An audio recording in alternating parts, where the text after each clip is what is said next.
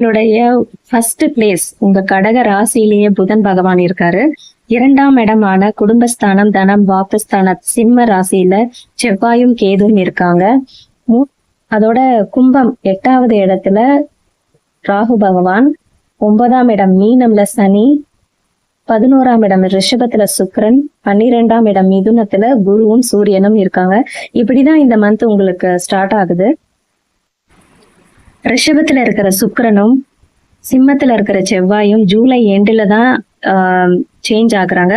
அதாவது சுக்கிரன் ரிஷபத்துல இருந்து மிதுனத்துக்கும், செவ்வாய் சிம்மத்துல இருந்து கன்னிக்கும் எண்ட் ஆஃப் ஜூலைல தான் சேஞ்ச் ஆகுறாங்க. ஸோ அதனால உங்களுக்கு இந்த மந்த் இப்ப நம்ம என்ன ப்ரெடிக்ஷன்ஸ் கொடுக்க போறோமோ வித் ரிகார்ட் டு சுக்கிரன் அண்ட் செவ்வாய், அது ரிலேட்டடா இந்த மந்த் ஃபுல்லா அதே தான் கண்டினியூ ஆகும். எந்த சேஞ்சஸும் இந்த மந்த்துக்கு இருக்காது.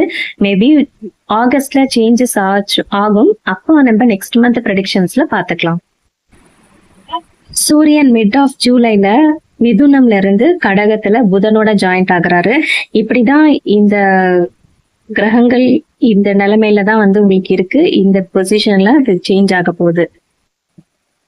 கடக ராசி இல்ல கடக லக்னமா நீங்க இருக்கீங்க அப்படின்னா, இவ்வளவு நாள் நீங்க கஷ்டப்பட்டு சம்பாதிச்சு சேவ் பண்ணி வச்சிருப்பீங்க மணி.